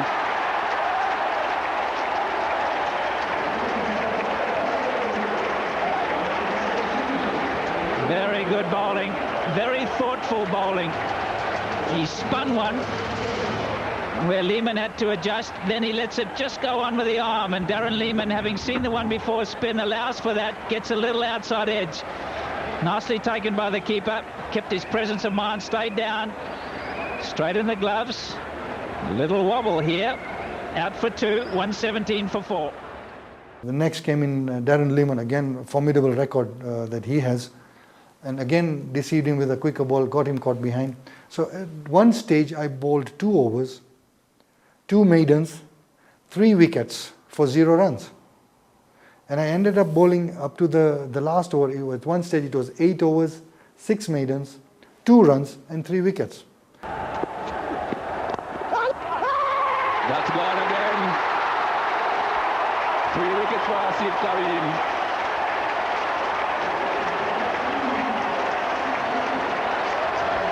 Well, well, well. What's happening here? 18 overs, 117 for 5, and it's been brilliant bowling by Asif Karim, 39 years old, changing the pace beautifully. Quicker ball followed by another slower delivery, which has gone straight back to him. Second ball. The crowd are ecstatic, so are the Kenyans, and you can understand why. 117 for 5. I remember before Asif bowled the last over, I was shouting from the changing room, don't bowl the last over, because they got 1 or 2 runs off that last over and they spoiled the record. Otherwise, it would have been the best bowling ever in the World Cup. Well bowled again, beautifully bowled, another maiden. Australia stay on 165 for 5. Even Steve Buckner is impressed. Deep down my heart, when I finished my 8th over, I was praying that the game gets over because they only needed 4 runs, so there was no point in me bowling. That, in cricketing's angle, I was a little selfish for the first time thinking on those lines. Scores are tied. And that's it. Full toss hit through the wide mid-on region by Ian Harvey. And Australia have gone on to win this game in the end quite comfortably because, of course, they've still got another 18 overs and 4 balls to go and 5 wickets in the hutch. Thoroughly enjoyed themselves, Kenya. And took great heart from that performance against the best team in the world, Kareem, with fabulous figures. 8.2 overs, 6 maidens, 3 for 7. He might just have a chance of man of the match. Brett Lee with a hat-trick will be up there. Adam Gilchrist with 67 runs in 43 deliveries. He's got a stump, so he should have. They've had the moments in this game here. They certainly have. They're just rocking for a time, Australia. Associate member, not the test playing nation yet. They've done themselves no harm at all. They have beaten 3 test playing nations in this 2003 World Cup, and they can rightly call themselves the champions of Africa. They are the only African team left in this tournament, and they are going to the semi-finals. Kareem acknowledging the applause from this crowd. He certainly bowled beautifully here tonight, and they well appreciated it. Well, he's got the ball as well. He's got a ball, he's got the stump, and he'll get the congratulations of the Australians. And now the man of the match. There was a little bit of debate. There was a hat-trick from Brett Lee, as Ricky Ponting mentioned, but the man of the match to receive the gold watch from Barry Richards is Asif Karim.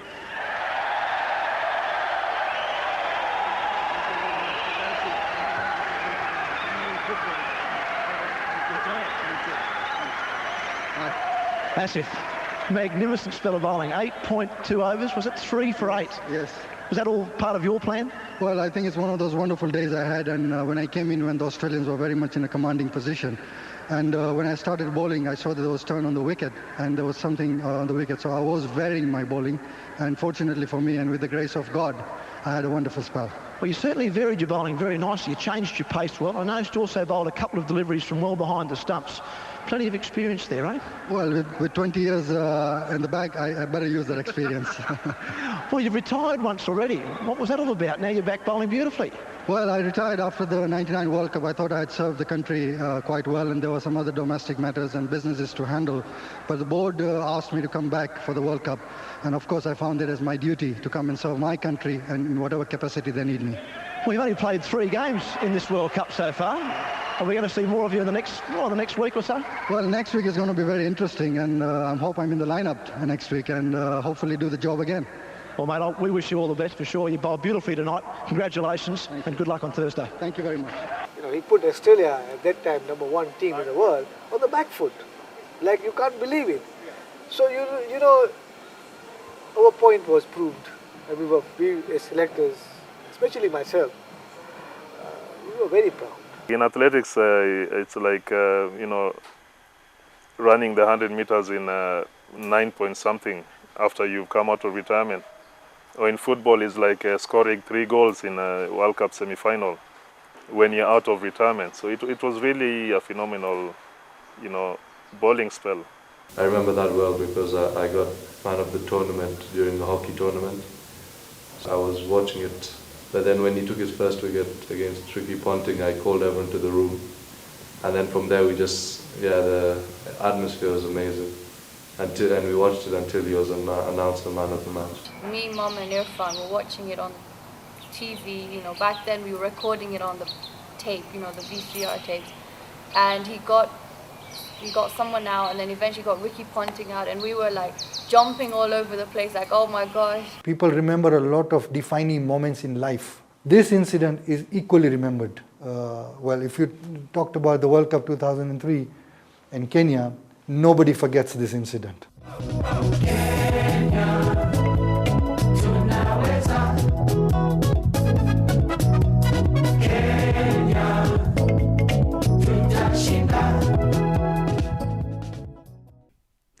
After the World Cup, Asif finally retired from competitive cricket, the sport that had brought him so much joy and honour.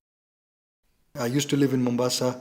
The sports in Mombasa was very limited, so we had to travel regularly to Nairobi to play the junior tennis, the senior tennis.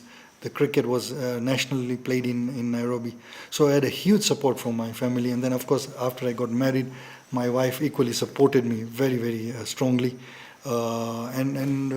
Without that support, it would be virtually impossible to play at the level and for the period, for the time that I played for 23 years for the country. Your family support is paramount.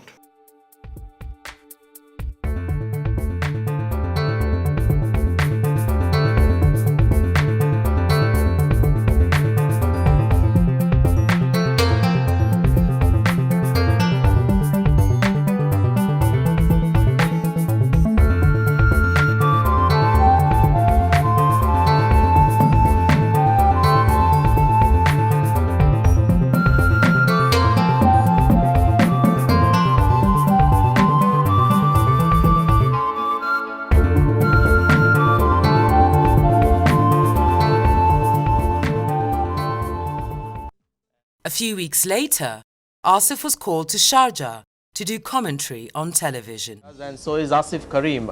Asif, let me ask you about Kenya yesterday. First time in Sharjah, never easy, and Zimbabwe, although they won, they had a bit of a scare. Yes, I think Kenya was very competitive yesterday, having posted 225, though we felt they were about 15-20 runs short yesterday. But they came back fighting all the way and really brought the game to the wire. As Kenya faded from high-level international cricket, so did Asif's career as a cricket commentator. By this time, their father, Yusuf Karim, was not keeping too well. When Asif did so well in South Africa, and the very next morning I called him, he picked up the phone, I knew he was there, but I could not understand why his voice didn't relay much emotion or recognition. It's only later on I realized that he was struggling with Parkinson's. Growing up, their sons and daughters all represented Braeburn in various sports. Irfan already had his sights set on the Kenyan team. I remember as a kid I would play him on the garden where we were staying in Westlands and then take him to the club and bowl to him and all that, and you could see that the guy had the knack. And I always remember my games at Braeburn.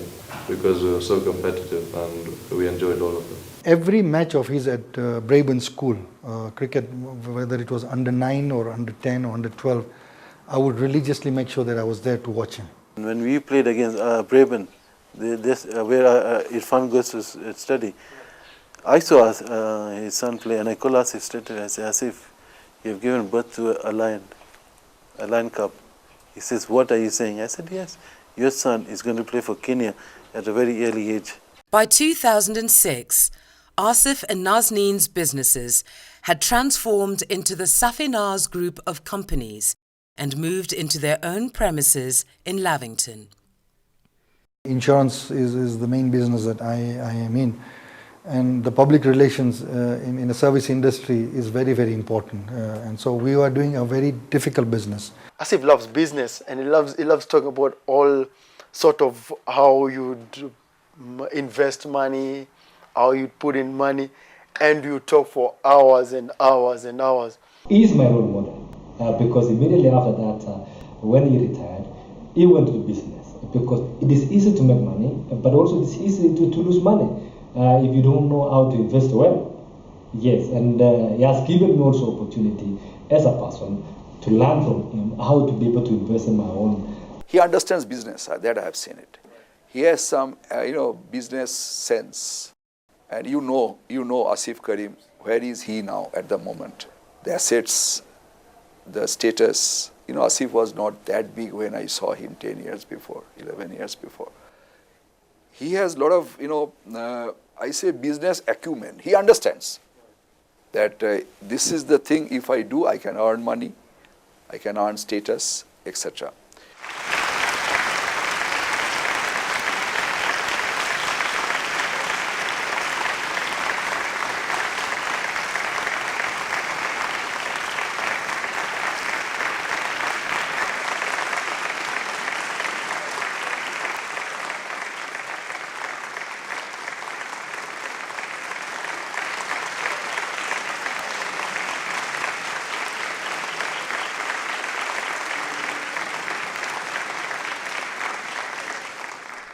In December 2008, a very unwell Yusuf Karim was finally honoured by the All Africa Federation of his community. In 2009, Asif Karim was elected as chairman of the Ithnashari community in Nairobi. I remember sitting down in the first meeting that we had at the community. And so he's now the new chairman and, it's a new team. And then he laid out a year plan. He said, we are going to meet on this date in February, this date in March, this date in April, this date in... And I think everyone was taken aback and they were like, this man has just planned out the whole year. Then he listed down about 15 or 16 objectives, aims, goals that we were going to achieve. And suddenly your mind would start realizing that he wasn't doing this to be the chairman of the community. He actually had a vision. Sadly, in March 2009, Yusuf Karim breathed his last. My life तो चाहे तो एकली थी गई ने company गई कोई देशता ऐसा एकली छुंगर में भले बे व्हीलचेयर में आता पर मने थे छे बाजू में बैठा छ हजी मने एम થાય કે સુતા છે કોઈ દિવસ મને આમ આંખ ખોલે તો જોઉં એવું થઈ જાય. First thing in the morning, he gets up at 6. He makes a list of everything to be done. He ticks it as the days go along. You have to feel his grip. You shake hands with him, you start wondering. And I learned to do that because of him.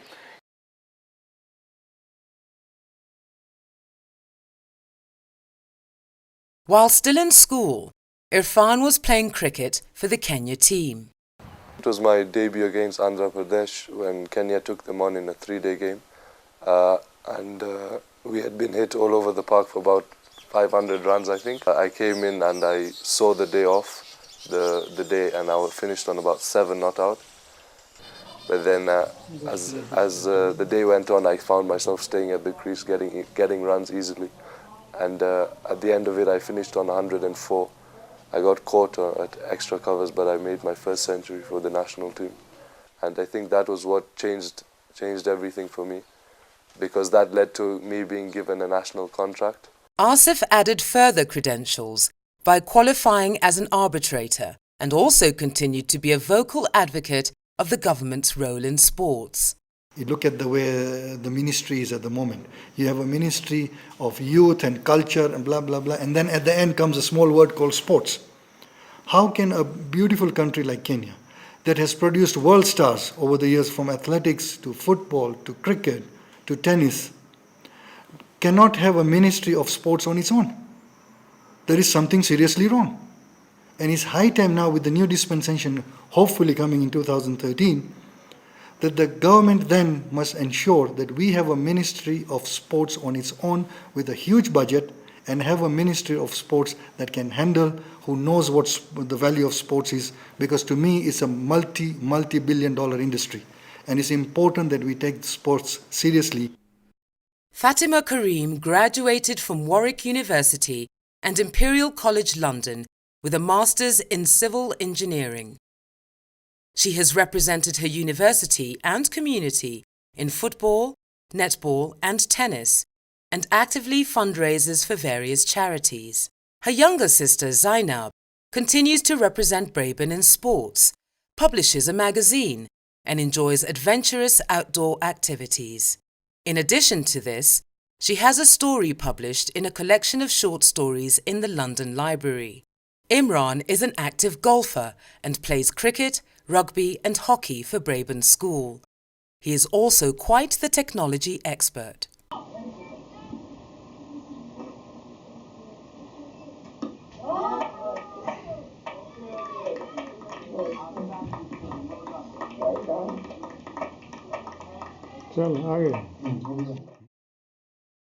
Irfan joined Loughborough University and began making his mark there. In UK, there are nets everywhere, and you can sort of go and practice with a friend, and you can practice for hours and hours. Any batsman who can pick the fielders, can pick quick wickets, and he hits the ball hard, I think is the future of this country. If he's nurtured well, if he gets proper coaching.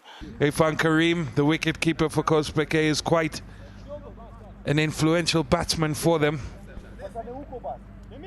So he's the danger man. There he is, you can see him there. The danger man for Kosbeke. Oh, immediately, straight away through the covers. 4 runs. Good shot. Good shot. Daula, what a way to start from the little. Oh, that's the father. He loves that shot either. He's not moved at all. He's danced. And there he goes. Irfan Karim off the mark in style. Good guy. The good thing with him is tall, so he stays right on top of it. Punches it through the cover point. And guess what? I'm sitting next to the legend, and this is called Karim's corner. It looks like as if father, son. You and yourself, not known as a batsman, known as a bowler. Your son, batsman, 2 different departments. What words of wisdom do you give him? Well, I think he comes from my father, who used to be a renowned coast batsman, regarded as one of the best batsmen the coast has produced. So obviously, maybe he's got the genes from there. These are the innings you remember, and it's a grand final. Oh, and he gets 4 runs to finish the game, and that's there, and he punches there, and he brings the bat. Good batting, and that's the mom. She's really, really happy to see the son performing. There's the dad, Asif Karim. Time for the man of the match, and it's been a unanimous decision. Kosbeke's Irfan Karim. If Irfan Karim can come up and get the man of the man trophy, and to give it to him, it's Tom Tikolo, chairman NPCA. Tom Tikolo will give the man of the match award to Irfan Karim. A magnificent knock today, in from the beginning. Irfan, I think you should stay here because you are also the player of the tournament. Alpesh Vada, chairman selector, Cricket Kenya, will give the award to Irfan Karim for the player of the tournament. He's been fantastic so far. Well, there you have it, Irfan Karim. 50,000 Kenyan shillings coming your way. Man of the match and player of the tournament. Irfan, if you could just come this way and have a little word with me. Well, there you go, Irfan Karim. You said from the beginning that you wanted to get runs, and you did it. Everything worked out for me today. Starting from the first ball, I felt that I could play through the innings, and all went well. And I think the others supported me well, Maurice Ouma and Mishra. So I think it was a good win overall. Well, player of the tournament as well. You've had a fantastic tournament. Trying to look now not on an individual basis, but more on a Kenya team basis to try and work well with the team, and hopefully we can start winning more matches and hopefully qualify for the 2015 World Cup in Australia.